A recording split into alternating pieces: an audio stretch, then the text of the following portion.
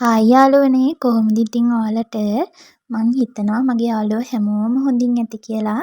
ඔන්න ඉතින් අදත් ඔයාලට මං වීඩියෝ එකක් අරගෙන ආවා. ඉතින් යාළුවනේ මගේ ඉස්සරෝම දාපු ඇන්තෝරියම් බීජ ටික දැන් පැල ලොකු වෙලා තියෙන්නේ. මේ තියෙන්නේ මගේ පැල ටික. ඉස්සරෝම දාපු පැල ටික තමයි ඔය තියෙන්නේ. ඔයිට කලිනුත් මම පැල දැම්මා. ඒ වුණාට ඒවා ගොළු බෙල්ලන්ගෙන් මට පරිස්සම් කරගන්න බැරි වුණා. ඉතින් බොහොම අමාරුවෙන් මම මේ පැල ටික දැන් පරිස්සම් කරගෙන ලොකු කරගෙන තියෙනවා. ඉතින් අද මම ඔයාලට අරගෙන ඉන්නේ මේ පැල ටික හදාගන්න මම පොල් එලි කහට ඉවත් කරන වීඩියෝ එකක් තමයි මම ඔයාලට අරගෙන ඉන්නේ. ඉතින් මං හිතනවා මේ වීඩියෝ එක ඔයාලට මොකක් හරි ඇන්තෝරියම් හදන ඔයාලට පොඩි හරි අයිඩියා එකක් ගන්න පුළුවන් වෙයි කියලා. අපි යමු වීඩියෝ එකට.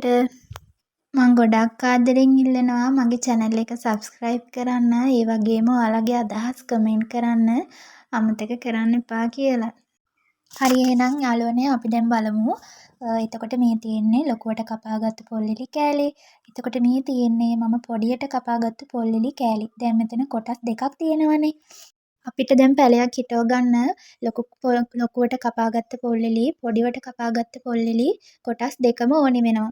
එතකොට ඔයාලා දැන් හිතයි මම මේ දෙකම එකම මුට්ටියේ දාලාද තම්බ ගන්න යන්නේ කියලා. ඔව් මං එහෙම තමයි තම්බ ගන්න යන්නේ. මොකද දැන් මට මේවා වේලෙනකොට මට මේක ලොකු කෑලි පොඩි කෑලි මට වෙන් කරලා මේවා කරගන්න පුළුවන්. මං ඒක ඔයාලට කියලා දෙන්නම්. ඉතින් මං දෙකම එක මුට්ටියේ දාලා තමයි තම්බ ගන්න යන්නේ. මොකද දැන් මගේ පැල ටිකක් ගොඩක්ම ලොකු වෙලානේ තියෙන්නේ. මට තවත් මේ දවස් අරින්න බෑ.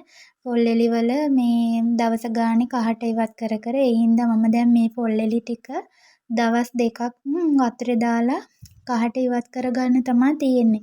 ඒ කියන්නේ අද උදේ 7ට පොල්ලෙලි ටික කහට ඉවත් කරා නම් ආයේ හෙට උදේත් ඒ වෙලාවට මම ඒ වතුර ටික අයින් කරලා මේ වගේ ආයේ අලුත් වතුර දාගන්නවා. ඔයාලට තව දෙයක් කියන්න ඕනේ. පොල්ලෙලි කෑලි අඩුම දවස් 4ක්වත් මේ විදිහට දවස ගානේ වතුර අයින් කරලා කහට ඉවත් කරගන්න ඕනේ. එතකොට පොල්ලෙලි වල මේ එක එක වගේ එක එක විදිහට තමයි කහට තියෙන්නේ. ඒවා බලලා මේ දැන් අර පොල්ලෙලි පොඩි කොටස් කෑල්ලක් අරගෙන ඒවා හොඳට මේ දැන් ඔයාලා දවස් 4ක් මේවා කහට ඉවත් කරගත්තත් හොඳට හොදන්න. මේවා හොදලා පොල්ලෙලි කෑල්ලක් අරගෙන අර මිරිකපුවාම අන්තිම වතුර බින්දුව සුදු පාටට එනකම මේ වගේ කහට ඉවත් වෙන්න ඕනේ අනිවාර්යෙන්ම. ඒක ඔයාලා හොඳට මතක තියාගන්න. දැන් මම මේක මේ තඹ ගන්න තමයි හදන්නේ. එක්කම කෑලි දෙක කොටස් දෙකම මම එකට දාලා තමයි ඔය දැන් තඹ ගන්න යන්නේ. එතකොට ඔයාලා මේ විදිහට කහට ඉවත් කර ගන්නවා නම් ලොකු කොටස් පොඩි කොටස් වෙන වෙනම දාලා කහට ඉවත් කරගන්න. එතකොට ඔයාලට ලේසියි ආයෙ තෝරන්න අවශ්‍ය වෙන්නේ නැහැ ඔයාලට. ඔන්න ඉතින් මම ඔයාලගෙන් ගොඩාක් ආදරෙන් ඉල්ලනවා ඔයාලත් මං වගේ ඔයාලා ආසාවෙන් ආදරෙන් හදන ඇන්තෝරියම් පැලවලට ඔයාලගේ අත්වලින්ම මහන්සියෙන් පොල්ලෙලි කහට ඉවත් කරලා හදාගෙන ඇන්තෝරියම් ගස් හිටව ගන්න. එතකොට ඒ වගේන් ඉන්න මල් දකිද්දි ඔයාලගේ හිතට ගොඩාක් මේ සතුටක් දැනෙනවා. ඒක අනිවාර්යෙන් මටත් එහෙමයි. ඉතින් බොරුවට කඩෙන් සල්ලි වියදම් කරලා ඔයාලා පොල්ලෙලි ගන්න එපා. පොල්ලෙලි නැති යාළුවෝ එහෙම ගත්තට ප්‍රශ්නයක් නෑනේ. පොල්ලෙලි තියන අය ඉතින් එහෙම ගන්න එපා. ඔන්න දැන් මම පොල්ලෙලි ටික තැම්බෙන්න තියලා තියෙන්නේ. දැන් මේක තැම්බුණාට පස්සෙත් මම හොඳට මේක වතුර නිවෙන්න තියලා වතුර ටික පෙරලා අයින් කරලා ආපහු මම මේක හොඳට හොද ගන්නවා. අර කහට යනකම්ම පොල්ලෙලි කෑල්ල පොඩි කෑල්ලක් අරගෙන ඒක මිරිකලා අර වතුර මේ සුදු පාට වෙනකම්ම මම මේක හොඳට හොද ගන්නවා යාළුවනේ. ඔයාලත් අනිවාර්යෙන් එහෙම කරන්න. මං හිතනවා මම මේ කියලා දෙන දේවල් ඔයාලට පැහැදිලි ඇති කියලා පොඩි හරි අදහසක් ගන්න පුළුවන් වෙයි කියලා. දැන් මේක යාළුවනේ තැම්බෙනවා. තාම මදි මේක හොඳට තව තැම්බෙන්න ඕනේ. ඔයාලට පේනවද යාළුවනේ දැන් මේකේ හොඳට කහට වතුරට එකතු වෙලා තියෙන්නේ. වතුර එක දැන් කළු පාටට වගේ ඇවිල්ලානේ තියෙන්නේ. හොඳට තැම්බෙලා තියෙන්නේ දැන් මේක.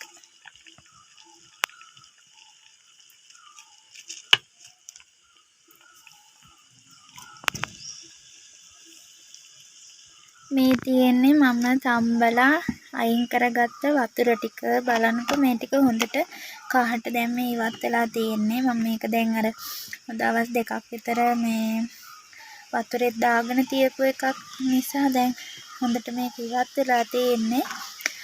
තව දෙයක් කියන්න ඕනේ යාළුවනේ, මේ රස්නේ වතුර ටික මොකේකට හරි දාලා තියලා නිවෙන්න ඇරලා විසි කරන්න. මේවා රස්නේ පිටින් දාන්න එපා. අහිංසක සත්තු ගොඩ ඉන්නවනේ අපිට හැට නොපෙනෙන අය. එයාලා මැරෙනවා මේ රස්නේ වතුර දාපුවාම. ඒ නිසා ඔයාලා මේවා නිවෙන්න ඇරලා විසි කරලා දාන්න. එතකොට මේ තියෙන්නේ මම තඹගත්ත පොල්ලලි කෑලි ටික. දැන් මේකට මේ ආයේ දාන්නේ කොණ්ඩිස් දියරය. කොණ්ඩිස් දාලා මේක හොඳට වේල ගන්න ඕනේ අවුවේ. අපි දැන් එකත් කරගමු. මේ තියෙන යාළුවනේ කොණ්ඩිස්. මේවා ඔයාලට ෆාමසියෙන් ගන්න පුළුවන්. ෆාමසියේ තියෙනවා මේවා. මේකෙන් චුට්ටක් දාලා දැන් අපි අරක වේල ගන්න කලින් මේකෙන් වතුරෙන් පොඟවලා මේක ඊට පස්සේ මේක අවුවේ වේල ගන්න ඕනේ. මේ යාළුවනේ තව දෙයක් කියන්න ඕනේ. මම මේ විදිහට තමයි ඇන්තූරියම් හදන්නේ. ඉතින් මේවා ඇන්තූරියම් මං හදන්නේ ගෙදර මගේ ආසාවට සතුටටනේ. ඉතින් මම මේවා කියලා දෙන්නේ මං වගේ මේ ඇන්තූරියම් හදන්න ආසයට. ඉතින් මේ මං හදන විදිහ. ඔයාලත් මේ කොණ්ඩිස් ගන්න. මේ තියෙන එක ඇතුලේ තියෙන චූටි පැකට් එක. පොඩි පැකට් එකක් තමයි තියෙන්නේ. මේකෙන් චුට්ටයි දාගන්න. මෙන්න මේ ගානට මේ චුට්ටක් දාගත්තාම ඇති. මේ ගොඩ තදට නෙවෙයි. මේ වගේ වතුර වගේ මේ වගේ ගානට තියෙන්නේ. මම එහෙම තමයි මම දාගන්නේ. මේ කොණ්ඩිස් 4 එකට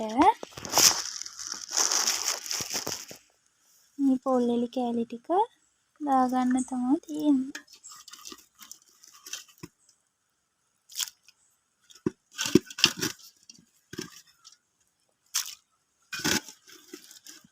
පේනවද මන්ද ඔයාලට අවුව වැටලා තියෙන්නේ හොඳටම. මේ ටික දාලා මේ වතුරෙන් හොදගෙන වේල ගන්න ඕනේ.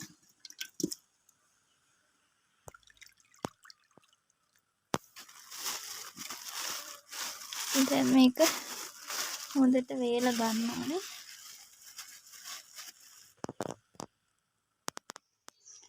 අන්න මෙයාත් මෙතන ඉන්නවා.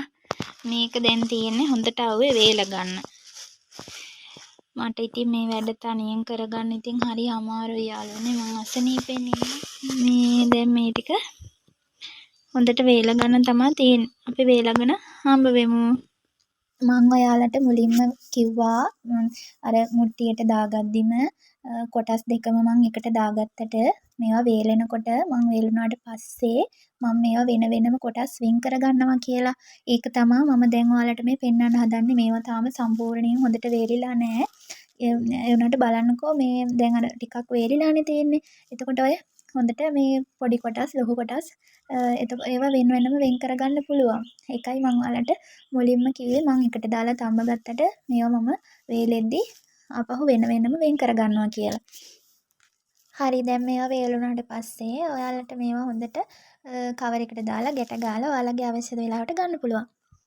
දැන් මේවා යාළුවනේ අවුවෙන් තියලා තියෙන්නේ. මම මේ වීඩියෝ එක අරගෙන ආවේ පොල්ලෙලි කෑලි මේ කොහොමද තඹ ගන්නේ, එතකොට ඒවා වේල ගන්නේ, ඒවා එහෙම යහපුයි මගේ යාළුවන්ට තමයි මම මේ වීඩියෝ එක අරගෙන ආවේ. ඔයාලත් මේ වගේ ලේසියෙන් පහසුවෙන් පොල්ලෙලි තඹගෙන වේලගෙන ඔයාලගේ පැලවලට දාගන්න. හරි යාළුවනේ ආයෙත් දවසක වීඩියෝ එකකින් ඔයාලව හම්බ වෙන්න එනකම් මගේ යාළුවෝ හැමෝම පරිස්සමින් ඉන්න. ඔයාලා හැමෝටම බුදු සරණයි.